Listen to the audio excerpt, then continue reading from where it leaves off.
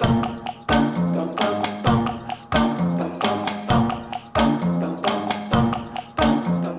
everyone, welcome to the JANK Yard, the channel where we help you go own Fort Friday Night Magic and have fun doing it. I'm Logan. I'm Isaac. And today, Bloomburrow is right around the corner. Release is happening just at the end of this next weekend. And to prepare for that, we have prepared our top 10 best JANK cards from Bloomburrow to help you get some of your guys' deck building minds ready and flowing. I should clarify as well, this is two top fives. My top five, Logan's top five. So I'll start with my first one, and my number 5 is going to be Zorine, Cosmo's Caller, the legendary bat from the set. 3 mana, 3/3, Bat Cleric. Flying Vigilance. Whenever a bat you control attacks, you gain 1 life. Whenever Zorine enters or attacks, you may pay 2 mana, a white and a black, and 2 life. And when you do, return target non-land permanent card with mana value 3 or less from your graveyard to the battlefield with a finality counter on it. When I first read this card, I was like, okay, so this is just trying to be Lurrus from Ikoria, but way more tame. And I enjoy the body on it. I think a 3 mana 3/3 Flying Vigilance is already really good. I like the idea of, with bats, of course, continuously regenerating your bats that keep dying. Or what I think the deck could brew effectively is a deck that sacrifices a lot of guys and gets a lot of value out of it. Yeah. The pay 2 life is whatever. She triggers every time she attacks. You can wait till turn 5 and drop her and pay the extra 2 mana to immediately get value out of her recursion, which is nice. With that being said, I think she'd be a ton of fun in just an Orzhov value engine where you're just trying to sacrifice permanents, gain things back, and go from there. I think for Commander, there are plenty of options for this. Yeah. I think for Pioneer and Standard, it's less so, but you can still get a ton of value. Not even just trying to get the sacrifice engine and using her as a way to get them back. Just in general, like if you lose, she's a form of protection because if you lose a creature, you can just for 2 mana get the guy back and keep trying to be aggressive. So this can be a good graveyard recursion shell. This could be a fun aggro shell. The fact that she gives you life whenever a bat attacks is nice. You can play her in a tribal shell. There's a ton of ways you can make this gal work, and I think it's a ton of fun brewing up ideas for this one. Yeah. The fact that it gives you the option if you want to play tribal or not is pretty cool. It's like, hey, if you want to have more value, you can play bats. Or if you're already just playing stuff that gets you life from that ability, you do not have to play bats at all. They very well could have just stuck on, you can pay 2 mana and 2 life and turn a bat from your graveyard to the battlefield. Oh, yeah. Right? And like, it would have been bad. And they just went, nah, man, 3 mana or less. Yep. It could be anything under the sun as long as it's 3 mana or less. Yeah, and I think I appreciate that. This set is a very small set. It's a very low to the ground set. So this thing can bring back a lot of stuff. Oh, for sure. My first pick is going to be an uncommon from the set. It is Long River Lurker. 2 and a blue for a 2/3 creature, Frog Scout. It has Ward 1. Other frogs you control have Ward 1. When Long River Lurker enters, target creature you control can't be blocked this turn. Whenever that creature deals combat damage this turn, you may exile it. If you do, return it to the battlefield under its owner's control. This card could be awesome. I think frogs in this set are a pretty slept-on tribe. Then again, you do need to invest a lot of mana into them. But the ability of frogs bouncing to the battlefield, bouncing back, they're hopping around, they're having a lot of fun with that. This thing also just says, hey, leave the battlefield, come back. There's a lot of things that have great ETB triggers. And for this thing to show up and say, also, it's on the enters. So you could play this guy, have its ability go on a dude, and then have that dude bounce back and flicker. I think this has a lot of potential. Again, it is just an uncommon. And it's not the most stat heavy or the most crazy dude, but Ward 1 isn't nothing. Frogs have Ward 1 isn't nothing. Ward is something that we know of to be very, very powerful, even at a low level like this. So I think this has a lot of avenues you can go with it for things that enter and get you good value. There's a lot I like about this card. I do agree Ward 1 it's a lot more annoying than you think it is. Yeah. Case in point, Coppercoat Vanguard for people who play Pioneer. I like, again, like Zorine, that the ETB effect hits any creature. It's not specifically frogs. Sure, it gives the frogs protection, but this can also just be in a good blue tempo deck that relies a lot on creatures being unblockable, and then they get a flicker effect. I love flicker so much, and Long River Lurker is straight up saying, you can't block this thing, and unless you kill it, I have guaranteed value off of a re-ETB on the second main phase, or not even the second main phase. It's he deals combat damage and then it flickers, and then right? immediately happens, so like there's a ton of stuff that you can do with this on like a low ground tempo build for sure. I love this card. My number 4 is actually 2 cards. I'm already cheating. It is the 2-card combo of Mist Breath Elder and Valley Might Caller. So Mist Breath Elder is a 1-mana 2/2 creature. At the beginning of your upkeep, return another creature you control to its owner's hand. If you do, put a +1/+1 counter on Mist Breath Elder. Otherwise, you may return Mist Breath Elder to its owner's hand. So this guy is designed to be a very low, aggressive, green aggro creature with the drawback that at the start of your turn, you have to bounce something back to your hand. You will never have anything more than it on the battlefield. Pretty if you're much, playing one creature right? at a And time. if you bounce it back, he gets stronger, which is nice. But it's designed to be you have to have it. It has to bounce something back to your hand, right? That you're not getting around that. That feels really weird for an aggro card, right? Because you're not allowed to really keep the pressure going to keep cards down the field. Eventually, if you want to remove that detriment, you have to remove the threat from the field entirely. It feels really weird. But I like it with Valley Might Caller, which is also 1 mana for a 1/1 with trample. And it says whenever another frog, rabbit, raccoon, or squirrel you control enters, put a +1/+1 counter on Valley Might Caller. So if you wait a little bit, to be fair, you have to wait a little bit. But if you wait a little bit with the Mist Breath Elder, there's potential for some funny aggro stuff going on here. Because you can get a bunch of low to the ground, these little guys, whatever, you can be frog, it can be rabbit, whatever. It does help that the Mist Breath Elder itself is a frog. So it can trigger Valley Might Caller by itself.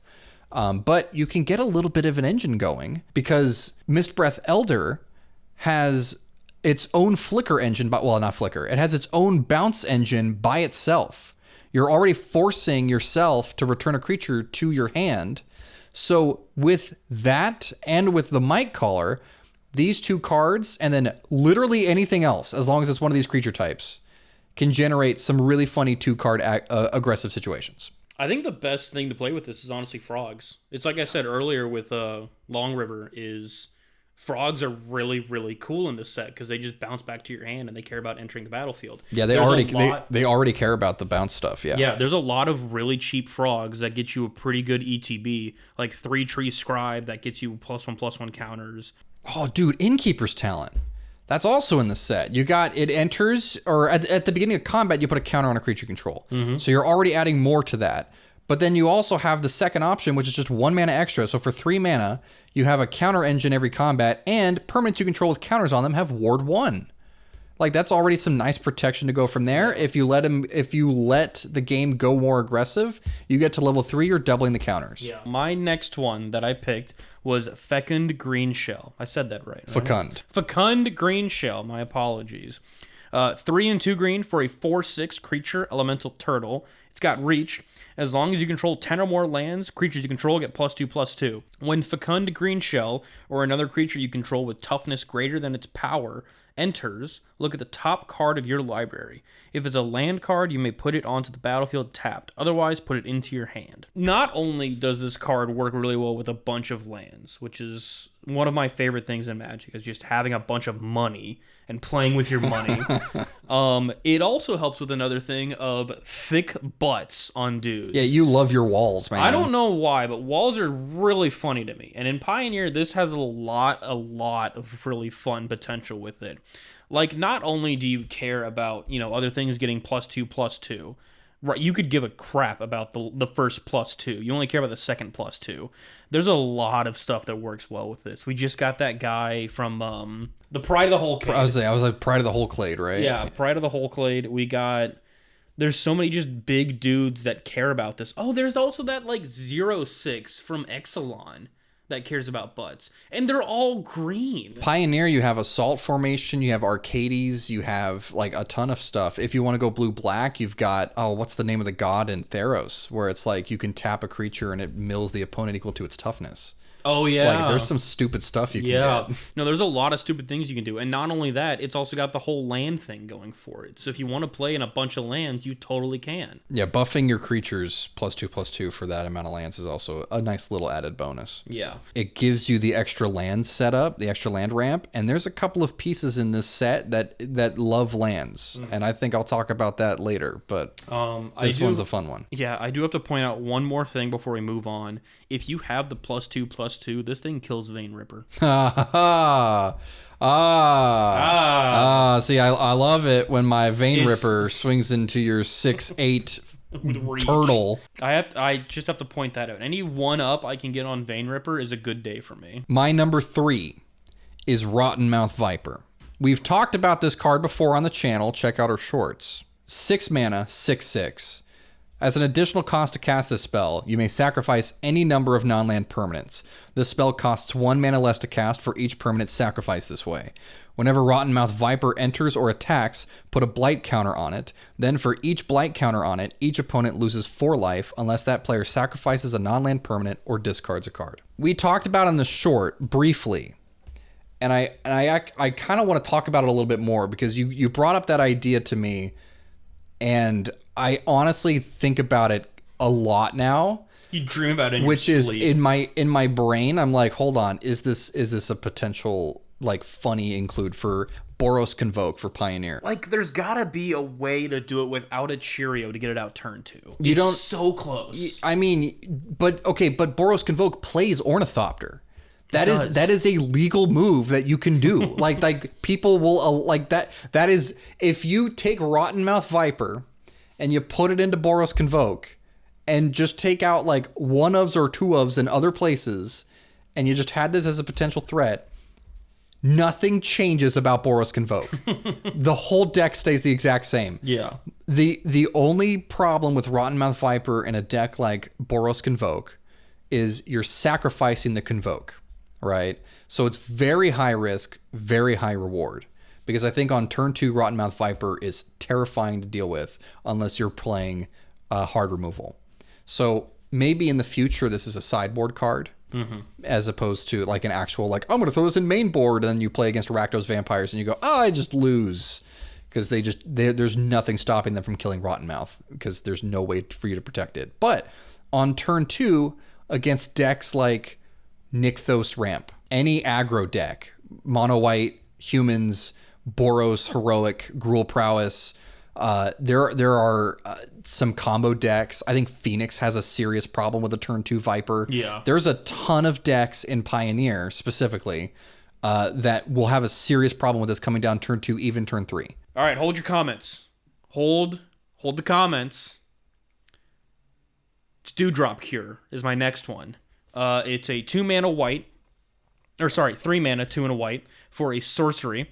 It has gift a card. Return up to 2 target creature cards, each with mana value 2 or less from your graveyard to the battlefield. If the gift was promised, instead return up to 3 target creature cards with mana value 2 or less from your graveyard to the battlefield. So, of course, this card slots really well into Amalia. And I, along with a lot of other people I know in the Pioneer format right now, are hoping for an Amalia ban. I don't know about an Amalia ban, but I could see Wildgrowth Walker. Amalia's got a little thing going on. Something in that deck. One of those two. Yes, one of those two has to go. Obviously, this card for 3 mana just says, hey, if you get them both in the graveyard, you want to win the game right now. You don't even have to gift the card. Oh, yeah. You just need the 2. Oh, yeah. You don't want to gift them the fatal push that they'll get. But outside of Amalia, I think this card could see a lot of fun play. It brings back a lot of cheap things. You can get a lot of ETB triggers off of it. I think there's some fun stuff going on with it. My problem with it right now is that nobody is talking about it outside of Amalia. But if you can find some good use for it, something that's just got like some 2s, some 1s, something in there, I think there's a lot of fun things you could do with this card. Just to say, hey, for 3 mana, I'm going to baby Coco and get my stuff back from the graveyard. I think there's some. I think there's something fun there. All right, my number 2 is the infamous Cruel Claw. This is a card that screams jank to me, but more jank than something like Indomitable Creativity. The Infamous Cruel Claw is a 3-mana, 3/3 with Menace. Whenever the Infamous Cruel Claw deals combat damage to a player, exile cards from the top of your library until you exile a non-land card. You may cast that card by discarding a card rather than paying its mana cost. Every time I look at this card, every time I look at this card, I go, I want to break that. I want to cast stuff for free. It doesn't have nearly the same stopping power as anything that would actually be good. But at 3 mana, 3/3 Menace, that's a solid body. You have to deal the combat damage, and you're discarding the card to get the value out of it, right? To get the free cast. And in Rakdos, discarding the card might actually be a really good thing. It might actually provide some extra oomph that the deck needs to still be fun in a mid-range shell, and then you can still get double value out of something. My only problem is it actually specifies generalizes non-land. It's any card that isn't a land. Yeah, it's gonna hit a lot. It will hit literally everything in your deck that you're trying to play with it as well. If it hits a kill spell, it might not be anything at all. If it hits a planeswalker, now we're talking. If it hits a really big creature, heck yeah. There's a lot of things that are way better than this. But I think in a mid-range shell, and I think this is where I want to focus this, in a mid-range Madness Rakdos discard shell, this can actually be a really fun engine because it can get you extra casts that you wouldn't be getting normally, and you're feeding the discard engine at the same time, which I think is really funny. Yeah.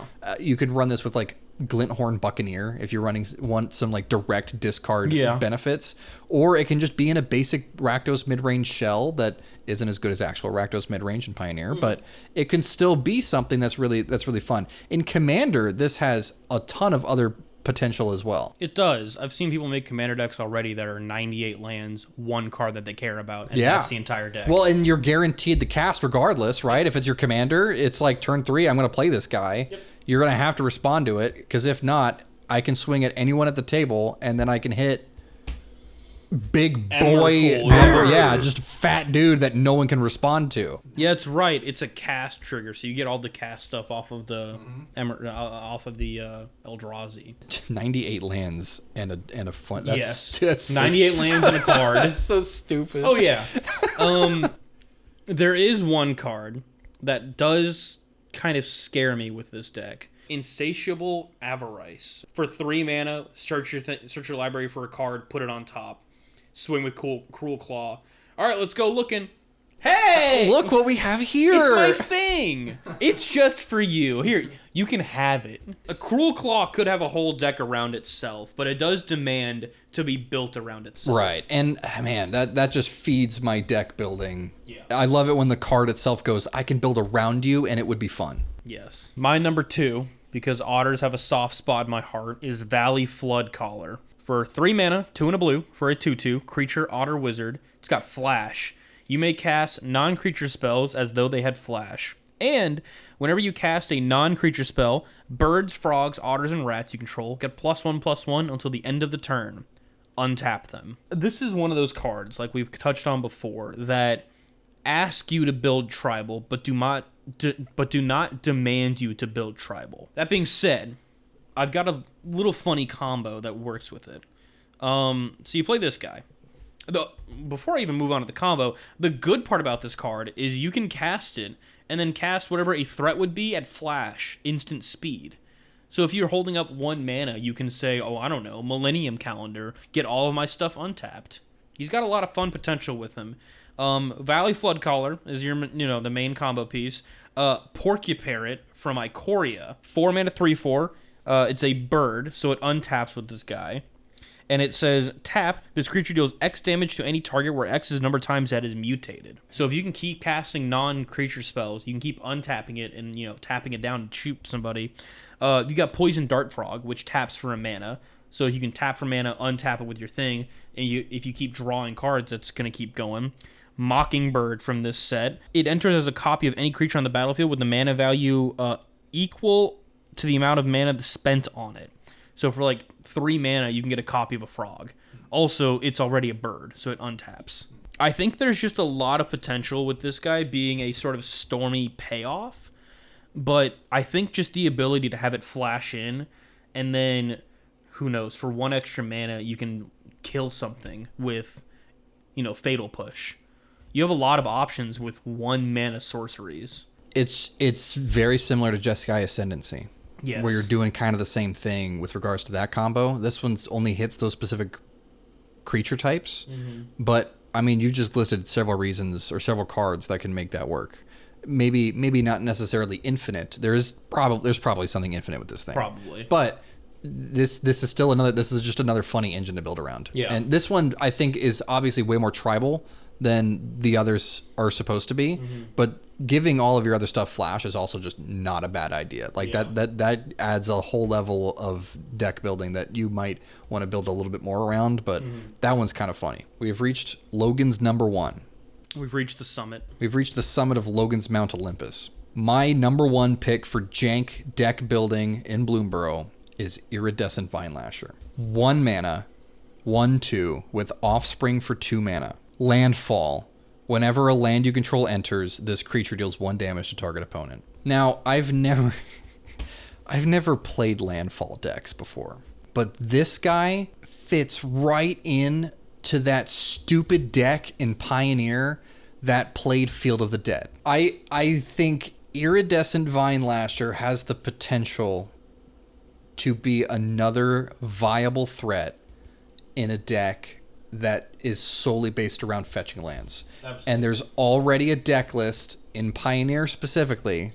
In Standard, it'll be a little harder, but hey, Fecund Green Shell and this guy, see, I did make the callback. Now you're one-upping me! Yeah, there could be some good stuff there with regards to just this set by itself. Yeah. But in Pioneer, this guy is so funny. It is so easy to ramp into this guy, and 1 mana already is fine, but the Offspring is just generic mana.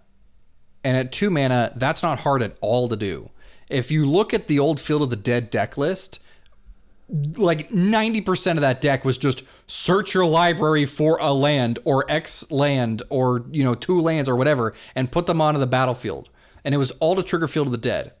Field of the Dead is way better than this card. This card is not going to get banned at all. But this just, the landfall ability here just deserves to be built around. It's so funny. In Outlaws, we got deserts that ping the opponent. Yes. So what if you just included the lands that when they enter, they already deal the damage? Now you're dealing 2 damage for every land that enters. Now, what if we include all of the commit crime cards? What if we include Tiny Bones? What if we include Kervek? Dude, this card is so much fun. Oh, yeah. This deserves to go somewhere. This added with anything about Outlaws, as well as the rest of the deck list that involved the land ETBs. Oh, the potential for this is so funny. This is such a good card. We've reached the summit, people. My number 1, Ral Crackling Wi. For 4 mana, you're in Izzet, by the way, for a 4 loyalty legendary planeswalker. It's Ral, by the way. He's an otter. Soft spots are otters. Whenever you cast a non-creature spell, put a loyalty counter on Ral Crackling Wi. That's his passive, by the way. For +1, create a 1/1 blue and red otter creature token with prowess. It's pretty good. For -3, draw 3 cards and discard 2 cards. Hey, that's not bad. -10, draw 3 cards. You get an emblem with instants and sorceries you cast have Storm. I want to start by looking at the +1 and the -3 because I got a comment a while ago that says you shouldn't judge planeswalkers just on their ultimates. The +1's okay. The -3 is pretty good. Now moving on. The passive. The passive is insane. You're telling me whenever I cast Shock, whenever I cast Opt, whenever I cast Sleight of Hand, he gets a loyalty counter just there? That's pretty good. Also, it's just non-creatures. So you can do enchantments. You can do artifacts. You can do a lot of things with that as long as it's not a creature.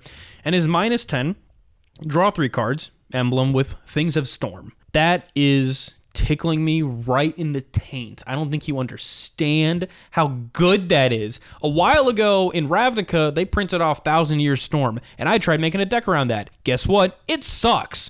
This one that I'm going to make with this guy, it's probably still going to suck. But I'm going to go back to the short that we had. In that short, we talk about the combo with this guy, and it's not really explained too perfectly, so I'm going to explain it again. If you can cast this guy at flash speed, or you don't even have to, you can cast on your turn 4 and wait for your next turn. But as long as you have 4 mana and you can get him out on turn 4 or the opponent's turn, you can have him with 5 lands or close to 5 lands up and ready to go. If you cast 4 things that cost 1 mana and 2 things that cost 0 mana or they're Cheerios, you can activate his ultimate on the turn that you would get him. And then your next thing you cast is your 7th spell, thus making 6 copies, and you have 7 copies total. So if you're playing a Lightning Bolt, if you're playing a Skewer the Critics, if you're playing a Wizard's Lightning, anything that deals 3 damage to the opponent, you're shooting them for 21 damage, lethal in 1 turn. Now, obviously, and backing up again, that is asking a lot. You have to have the perfect hand, you have to play Cheerios, you have to play a bad deck built around this guy. But even if you're just playing him by himself, I think he's an excellent sideboard piece in Izzet Phoenix. I think he's a great piece of tech in any deck that plays non-creature spells. I think he could be really good in a Jeskai control list because it's not even just on your turn. It's whenever you cast anything, anytime, anywhere, you're going to get that loyalty counter. I want to hammer that home real quick. Sure. I mildly agree that you should not judge a Planeswalker just on the ultimate. I completely agree. The point of an ultimate is if for some reason that Planeswalker is still on the board and you haven't won the game in that amount of time, that ultimate wins you the game. Yes. Right? This ultimate can win you the game, for sure. Giving all of your instants and sorcery storms is insane. The difference between Ral and other Planeswalkers that you would want to build an ultimate around is that Ral has an engine to help you get the loyalty you need to give your stuff storm. Yeah. Sure, he enters at 4 and you can +1 him to get to 5. You're already in Izzet. You're already playing non-creature spells. You are passively going to get loyalty counters on him. And if you get to Storm, cool, dude. Now you have Storm. Now you can cast things that you want. Now in your Izzet shell, when you've already casted 3 things to try to get your Phoenix back, oh, by the way, I just picked up a shock. Cool, that's 8 damage. Good card. This set has some fun cards. It's got a lot of fun cards. Obviously, there's not going to be a lot of bombs because it's, a pretty small, little, tiny set. But there's a lot of stuff that just builds up. There's a lot of combo potential, and it's begging for you to play it. There are so many cards in this set that we haven't even covered that you can easily just be like, oh, I'm going to build a deck around that, and you should. We covered 10 cards. 10. That is half of the basic lands in this set. Yeah. There's not as many basic lands as the cards that we just listed. There are 20 basic land arts, and we covered half of them. The potential for this set is seriously good. This set has some fun stuff going on with it. Thank you so much for watching our videos. We really appreciate all the support. You can catch us on YouTube, TikTok, and Instagram, wherever you want to find your entertainment. As always, thank you for watching. If you have any ideas of other decks you guys want to see built with this, leave it in the comments. Tell us about the fun stuff you guys are building this jank. We'd love to hear from it.